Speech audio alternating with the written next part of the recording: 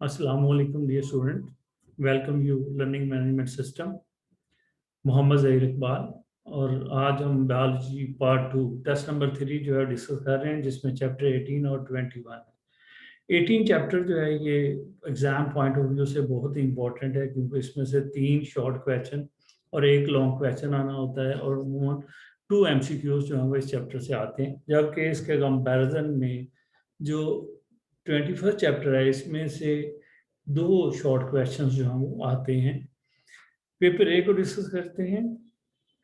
First जो है MCQs उसका आंसर डेल्टा है, सेकंड MCQs जो है उसका आंसर बीटा है, third MCQs Charlie, fourth MCQs alpha, fifth MCQs beta, sixth MCQs alpha, seventh MCQs beta, eighth MCQs delta. जो सब्जेक्टिव पार्ट है ये बहुत इंपॉर्टेंट है, क्योंकि यहाँ पे एग्जामिनर जो है उसको एक मार्किंग की दी जाती है और हमेशा उस मार्किंग की को मद्देनजर रखते हुए पेपर जो है उसको मार्क किया जाता है। और हर क्वेश्चन जो है उसमें अमूमन 2 मार्क्स बड़े कम होते हैं, क्योंकि उसके 2 हिस्से होते हैं, लिहाजा 1+1 जो है वो मार्क्स होते हैं। जैसे पहला क्वेश्चन है लैक्टेशन डिफर्स फ्रॉम गेस्टेशन। अब लैक्टेशन जो है ये वो प्रोसेस है जिसमें मेमोरी ग्लैंड जो है उसकी प्रेपरेशन होती है LTH के अंडर, और फिर इसी तरह से प्लेसेंटा जो है प्लेसेंटल लैक्टोजन हार्मोन से ट्रीट करता है। ये दोनों मिलके मेमोरी ग्लैंड जो है उनको प्रिपेयर करते हैं फॉर मिल्क प्रोडक्शन, जिसको हम लैक्टेशन कहते हैं। गेस्टेशन जो है वो टोटल प्रेगनेंसी पीरियड होता है जो 280 डेज का होता है। तो ये हमने लिखना होता है और इसको हम लाइन लगा के लिख सकते हैं डिफरेंस को, और अगर हम स्ट्रेट लिखना चाहें तो दोनों के दरमियान में वाज़े तौर पे हेडिंग दे के हमें उसका डिफरेंस जो है वो मेंशन करना होता है। क्वेश्चन नंबर 2 जो है क्लिमेटिक्स, ये इसका रोल देना है आपने। फ्रूट रैपनिंग जो होती है ये उसके साथ रिलेटेड प्रोसेस है, क्योंकि accompanied by the start of respiratory activities, यानी कि इसको स्टार्ट भी कह सकते हैं, आउटबर्स्ट ऑफ रेस्पिरेटरी एक्टिविटी भी कह सकते हैं। इसमें इथेन जो है वो प्रोडक्शन इसके साथ एसोसिएट होती है जब रेस्पिरेटरी एक्टिविटीज जो है वो फास्ट हो जाती हैं, स्टार्ट हो जाती हैं, तो फूड रैपनिंग के लिए इथेन का होना ज़रूरी है। तो ये इसका रोल हो गया। नेक्स्ट फॉलिकल एट्रिसिया, 2 मार्क्स का क्वेश्चन है, तो इसमें हमने ये बताना होता है कि ऑनसेट ऑफ प्योरिटी के ऊपर जो फॉलिकल स्टिमुलेटिंग हार्मोन यानी कि जिसको हम FSH कहते हैं ये स्टिमुलेट होता है और प्राइमरी फॉलिकल्स की डेवलपमेंट शुरू कर देता है। अब बहुत सारे प्राइमरी फॉलिकल्स जो हैं वो डेवलप होना शुरू होते हैं, उनमें से सिर्फ एक फॉलिकल जो है वो प्राइमरी ओसाइट में कन्वर्ट होता है, रिमेनिंग जो हैं वो डिजनरेट हो जाते हैं। तो इस प्रोसेस को हम फॉलिकल एट्रिसिया का वर्ड जो है वो यूज करते हैं। तो अगर हमने ये लिखा है तो 2 मार्क्स हैं। ऐसे ही write on the function of ACTH release from pituitary, जो फीटल मैच्योरिटी है। तो इसमें हमने 2 चीजें बतानी है। एक तो ये बताना है कि ये जो बर्थ है उसके लिए इनिशियल स्टेज यानी कि उसकी इनिशिएशन यहाँ से शुरू होगी फीटल पिट्यूटरी ग्लैंड से, फिर ये ACTH जो कि फीटल ACTH है ये प्लेसेंटल बैरियर जो है उसके साथ कनेक्टेड होगा, क्योंकि जब उसके एड्रीनल जो ग्लैंड्स हैं उनको ये स्टिमुलेट करेगा तो एड्रीनल ग्लैंड जो है वो कार्टिकोइड स्टीरॉयड हार्मोन प्रोड्यूस करेंगे। ये हार्मोन प्लेसेंटा बैरियर को क्रॉस करेगा और ब्लड में जाएगा और इस तरीके से प्रोजेस्टेरोन का लेवल कम कर देगा। जब प्रोजेस्टेरोन का लेवल कम होगा तो बर्थ का मैकेनिज्म जो है वो स्टार्ट हो जाएगा। तो इसलिए फीटल जो पिट्यूटरी ग्लैंड्स हैं they play important role in the timing of the birth, और इनिशियली जो स्टिमुलस है वो भी यहाँ से होता है। इसके बाद define placenta give its functions. अब प्लेसेंटा क्या होता है, ये कनेक्शन होता है जो कि फीटल टिश्यूज यानी कि फीटस और यूट्राइन यानी कि फॉल जो यूट्रस होती है उसके दरमियान में होता है, और ये एक्सचेंज ऑफ मटेरियल में काम जो है फंक्शन परफॉर्म करता है, oxygen, carbon dioxide, waste, nutrients वगैरह। और इसके साथ साथ प्लेसेंटा जो है जब फुली कनेक्ट हो जाता है प्रेगनेंसी में तो फिर ये हार्मोन्स जो है वो भी सिक्रीट करता है। तो 1 मार्क्स डेफिनेशन का होगा और 1 मार्क्स इसी तरह से फंक्शन का होगा।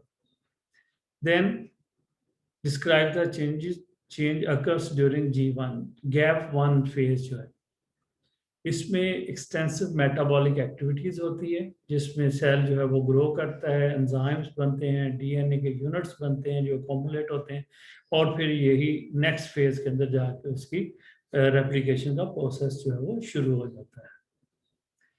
7th जो क्वेश्चन है, what is mitotic apparatus, give its function. अब यहाँ भी 1+1 ही होगा क्योंकि दो चीज ऐसे हो गए। पहला माइटोटिक apparatus फॉर्मेशन कैसे होती है कि 3 set of microtubules originate from each pair of centriole, और ये 2 तरह के माइक्रोट्यूब्यूल्स प्रोड्यूस करती हैं। एक को हम एस्ट्रल कहते हैं जो मेम्ब्रेन, प्लाज्मा मेम्ब्रेन की तरफ मूव रेडिएट करते हैं, और दूसरे जो इनर साइड पे होते हैं वो स्पिंडल माइक्रोट्यूब्यूल्स होती हैं। अब स्पिंडल माइक्रोट्यूब्यूल्स में किनेटोकोर माइक्रोट्यूब्यूल्स हैं जो कि सेंट्रोमियर ऑफ क्रोमोसोम के साथ जाके अटैच होती हैं, और पोलर माइक्रोट्यूब्यूल्स जो कि दोनों जो पोल्स होते हैं उनके दरमियान में कनेक्शन करती हैं। तो इसमें पहले ये फंक्शन कैसे परफॉर्म करते हैं, पहले ये क्रोमोसोम की इनलाइनमेंट करते हैं सेंटर में अटैच होने के बाद, और फिर इवन डिस्ट्रीब्यूशन या इक्वल डिस्ट्रीब्यूशन करने में रोल प्ले करते हैं। तो ये 2 फंक्शन हो गए। एक्सप्लेन ट्यूमर, ट्यूमर की डेफिनेशन आपने बतानी है कि ये प्रोलिफरेट करता है अनकंट्रोल्ड फैशन, यानी कि ये माइटोटिक एक्टिविटीज है, आउटबर्स्ट भी हम कहते हैं, और समटाइम हम ये कहते हैं कि ये ट्यूमर जो है ये अनकंट्रोल्ड सेल डिवीजन की या अनवांटेड सेल डिवीजन जो होती है, क्लोन्स बनते हैं यानी कि सेल्स बनते हैं जो ट्यूमर कहलाते हैं। और फिर इसकी 2 टाइप हैं, एक बेनाइन ट्यूमर है और मेलिग्नेंट ट्यूमर होता है, ये आपने बताना है। बायोवेलेंट फॉर्मेशन कैसे होती है, ये भी 1 मार्क प्लस 1 मार्क्स होगा। पहला नंबर जो होगा वो कि ये बनता कैसे है, सिनेप्सिस होती है कि होमोलोगस पेयर क्रोमोसोम जो है वो एक दूसरे की तरफ आते हैं, पेयरिंग करते हैं। अब ये जो पेयरिंग होती है ये पॉइंट टू पॉइंट होती है, लेकिन इसका कोई स्टार्टिंग पॉइंट डेफिनेट नहीं होता, लेकिन होती ये बहुत स्पेसिफिक है। इसी तरह से जब पेयर्ड क्रोमोसोम जो है वो आपस में एक दूसरे के साथ मिल जाते हैं, कॉम्प्लेक्स स्ट्रक्चर बनती है जिसको हम बायोवेलेंट, यानी कि 2 उसमें सेंट्रोमियर होते हैं, या टेट्राड मीन 4 जो है उसमें क्रोमेटिड्स जो है वो प्रेजेंट होते हैं। तो ये हमने लिखना है, तो तब हमें पूरे मार्क्स। ऐसे ही नॉन डिसजंक्शन की डेफिनेशन लिखेंगे और उसका फंक्शन देंगे। नॉन डिसजंक्शन क्या है, होती है कि जो पेयर क्रोमोसोम्स होते हैं they fail to separate during anaphase, और इस तरीके से अनइवन डिस्ट्रीब्यूशन ऑफ क्रोमोसोम होती है जिसको हम नॉन डिसजंक्शन कहते हैं। इंपॉर्टेंस क्या है कि जब गैमीट्स जो हैं वो अनइक्वल क्रोमोसोम नंबर्स के बनेंगे तो फिर उनके रिजल्ट में जो डॉटर सेल्स प्रोड्यूस हुए हैं, यानी कि जो ऑफस्प्रिंग प्रोड्यूस होंगे फर्टिलाइजेशन के रिजल्ट में उन गैमीट से, तो फिर उनके अंदर क्रोमोसोम नंबर जो है या तो वो नॉर्मल नंबर से ज्यादा होगा या नॉर्मल नंबर से कम होगा। इसके बाद जी नेक्स्ट लॉन्ग क्वेश्चन आ गया। लॉन्ग क्वेश्चन में मेल रिप्रोडक्टिव सिस्टम है, तो उसकी हमने हेडिंग्स के साथ उसको लिखना होता है। और वंस अगेन इसमें भी इंस्ट्रक्शंस यही होती हैं कि अकॉर्डिंग टू बुक अगर लिखा हुआ है तो उसके फुल मार्क्स हैं, लेकिन अगर आप पैराग्राफ में लिख देंगे तो फिर इतने नंबर नहीं आते। लेकिन अगर आप उसको स्टेप बाय स्टेप यानी कि हेडिंग और सब हेडिंग के तहत लिखेंगे तो फिर उसमें नंबर आ जाते हैं। अगर डायग्राम बनानी है तो 1 नंबर जो है वो डायग्राम का होता है, तो वो ज़रूर बनाएं अगर मेंशन नहीं किया हुआ।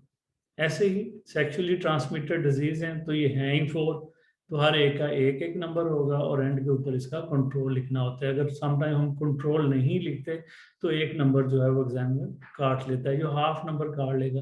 तो आपको पता है कंपटीशन में हाफ नंबर ही बहुत अहमियत रखता है।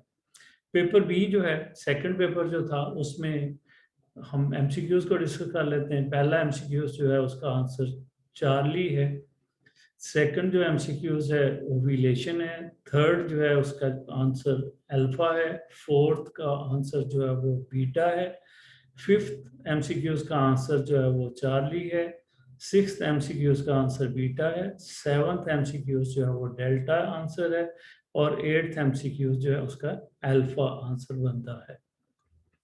वंस अगेन, सब्जेक्टिव नंबर्स जो आपके कटने हैं, पूरे नंबर मिलने हैं या कम मिलने हैं, वो आपके सब्जेक्टिव पेपर, और सब्जेक्टिव पेपर में भी शॉर्ट क्वेश्चंस के ऊपर जो है वो बहुत इन्हिसार है, बहुत डिपेंडेंसी है। तो लिहाजा शॉर्ट क्वेश्चन लिखते हुए जो है वो आप ज़रूर ख्याल रखें कि उसमें मार्क्स की डिस्ट्रीब्यूशन कैसे होगी। डिप्लोप्लॉन्टिक लाइफ साइकिल जो है उसका बताना है। अमूमन बच्चे अल्टरनेशन ऑफ जनरेशन की डेफिनेशन लिख देते हैं इसमें। तो इसमें आपने डिप्लॉयड स्पोरोफाइट और haploid gametophyte generation alternate with each other, ये दोनों स्पोरोफाइट और gametophyte generation alternate with each other, zero answer, number भी जीरो। डिप्लॉयड स्पोरोफाइट और हेप्लॉयड गेमिटोफाइट, क्योंकि डिप्लो का मतलब डिप्लॉयड स्पोरोफाइट, हेप्लो मतलब हेप्लॉयड गेमिटोफाइट। और फिर ये दो तरह की होती हैं, आइसोमॉर्फिक अल्टरनेशन जनरेशन और हेट्रोमॉर्फिक, जिसमें जो फर्क वो आपने बताना है। Oh a seed is formed, seed कब बनता है? हमें पता है फर्टिलाइज्ड ओव्यूल को हम सीड कहते हैं।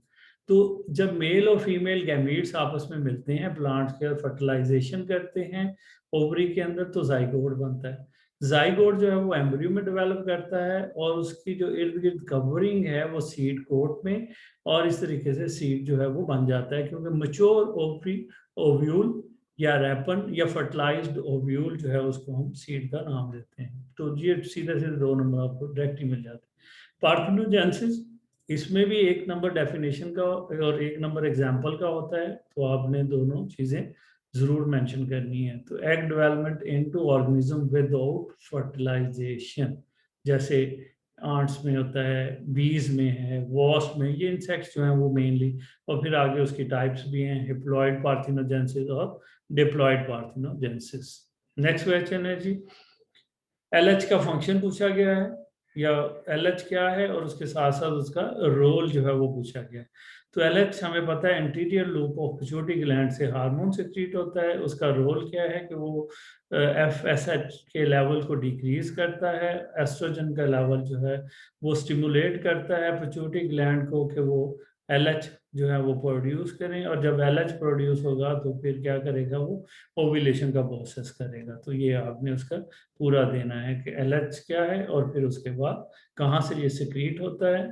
ये फिफ्थ है स्पर्मेटोजेनेसिस, तो स्पर्म प्रोडक्शन को हम कहते हैं स्पर्मेटोजेनेसिस, और ये प्यूबर्टी के बाद यानी कि मैच्योरेशन के बाद शुरू होती है। नेक्स्ट सिक्स्थ क्वेश्चन है, define cell cycle, name its two phases, undergone a sequence of changes which involve period of growth, replication followed by cell division। तो इस सीक्वेंस को सेल साइकिल का नाम दिया। एक नंबर आपको डेफिनेशन का मिलेगा और एक नंबर आपको मिलेगा इंटरफेज और माइटोटिक फेज के लिखने का। सेवंथ है डिफरेंशिएट बिटवीन कैरियोकिनेसिस और साइटोकिनेसिस। कैरियोकिनेसिस जो है वो न्यूक्लियस की डिवीजन को कहते हैं, और इसकी 4 आगे स्टेजेस हैं। फिर साइटोकिनेसिस जो है ये डिवीजन ऑफ साइटोप्लाज्म या सेल को भी कहते हैं कि होल सेल जो है वो डिवाइड होता है। तो 1+1 मार्क्स जो है आपको मिलेगा। नेक्स्ट जो है साइटोकिनेसिस इन प्लांट सेल्स। तो साइटोकिनेसिस के पहले आपको डेफिनेशन बतानी है कि उसमें फ्रेगमोप्लास्ट बनते हैं प्लांट्स में, और ये एनिमल सेल से डिफरेंट होती है, क्योंकि वहाँ पे तो प्लाज्मा मेम्ब्रेन अंदर अंदर की तरफ वेजिनेट करती है, यहाँ पे अंदर से बाहर की तरफ जो है वो फ्रेगमोप्लास्ट बनते हैं, जो कि साइटोकिनेसिस का बाइस बनते हैं। तो उसके स्टेप्स हैं, ये कब शुरू होते हैं, मेटाफेज जो है उसमें ये ओरिजिनेट होना शुरू हो जाते हैं, और फिर एंड फाइनली सेल के अंदर, यानी कि ये वेसिकल्स एक दूसरे के साथ अटैच होती हैं सेंटर से आउटसाइड, और इस तरीके से अंदर सेल जो है वो डिवाइड हो जाता है, और उसके अंदर जो वेसिकल्स के अंदर मटेरियल होता है उससे सेल वॉल बन जाती है। मेटास्टेसिस और उसकी इंपॉर्टेंस, तो एक नंबर मेटास्टेसिस का, एक नंबर जो है वो उसकी इंपॉर्टेंस का। स्प्रेड ऑफ ट्यूमर, जहाँ पे वो स्टेब्लिश हुआ है था, बना था, उससे वो किसी दूसरे एरिया में जाके स्टेब्लिश हो गया, यानी कि ट्यूमर सेल्स जो हैं वो जहाँ उनकी ओरिजिन हुई वहाँ से टूटते हैं और टूट के दूसरी जगह पे जाके एस्टेब्लिश हो जाते हैं, तो इसको हम मेटास्टेसिस कहते हैं। इम्पोर्टेंस क्या है कि ये मिलिग्नेंट ट्यूमर जो है उसका बाइस बनती है, क्योंकि जब ये कैंसर सेल सर्कुलेटरी सिस्टम में दाखिल हो जाते हैं तो वो किसी भी जगह पे जाके जो ओरिजिनल साइट से अवे होती है वहां पे जाके एडजस्ट कर जाते हैं, और इस तरीके से कैंसर जो है वो पूरी बॉडी के अंदर स्प्रेड हो जाता है। लाइन फिल्टर सिंड्रोम है, XXY जिसको हम कहते हैं, या समटाइम ये XYY होता है। तो मेल है ये, 47 क्रोमोसोम्स होते हैं, इसमें दो कंडीशंस जो हैं वो हो सकती हैं, जैसे कि आपको स्क्रीन पे भी नजर आ रही हैं। वो जो है वो क्या है कि नेक्स्ट जो है, जैसे कि आप देख रहे हैं कि ये XXY या ये XXY है, तो दोनों सूरतों में नंबर जो है वो हमारा उतना ही रहता है, और ये सिंड्रोम भी वही रहता है। तो इसमें ओबेसिटी होती है, मोटापा ज़्यादा होता है, टॉलनेस है, इसी तरह से टेस्टिस प्रेजेंट होते हैं, स्मॉल होते हैं, लेकिन उनमें स्पर्म जो है उनकी प्रोडक्शन नहीं होती, और अंडर डेवलप्ड स्कैंट्री जो है वो रिप्रोडक्टिव स्ट्रक्चर्स जो हैं वो इसमें प्रेजेंट होती हैं। नेक्स्ट जो है हमारा क्वेश्चन वो है लॉन्ग क्वेश्चन। बर्थ प्रोसेस जो है उसी तरीके से वंस अगेन इसकी इंस्ट्रक्शन यही होती हैं कि आपने बुक के अकॉर्डिंग इसको चेक करना है। तो बुक में जो मेन पॉइंट्स लिखे हुए हैं उनको आप वन बाय वन जो है वो डिस्कस करें, और फिर उसका प्रोसीजर जो है वो बताएं कि किस तरीके से है, क्योंकि मेंटेनेंस प्रेगनेंसी कैसे हुई, बर्थ का पीरियड कब शुरू होगा, पहले उसमें क्या प्रोसीजर था, जैसे कि स्टार्ट में था कि पहले जो है प्रोजेस्टेरोन का लेवल कम होना मीन बर्थ जो है इनिशिएट हो जाती है, लेकिन बाद में मॉडर्न स्टडी से पता चला कि नहीं, फीटल जो पिट्यूटरी ग्लैंड्स और एड्रिनल ग्लैंड्स जो हैं वो उसमें इन्वॉल्व हैं। इसी तरह से फीमेल रिप्रोडक्टिव साइकिल है, तो इसमें भी 3+1 होता है, क्योंकि एक नंबर जो है वो डायग्राम का होता है। तो इसमें भी आपने जितने स्टेप्स ये देखें, बहुत सारी हेडिंग्स मैंने बनाई हैं, तो यही हेडिंग्स के तहत अगर आप इसको लिखेंगे तो कोई भी नंबर आपका जो है वो कम नहीं होगा, और बायो में आप इंशाल्लाह पूरे नंबर लेंगे। तो इस दुआ के साथ कि अल्लाह ताला आपको कामयाबियाँ नसीब करे। Thank you very much.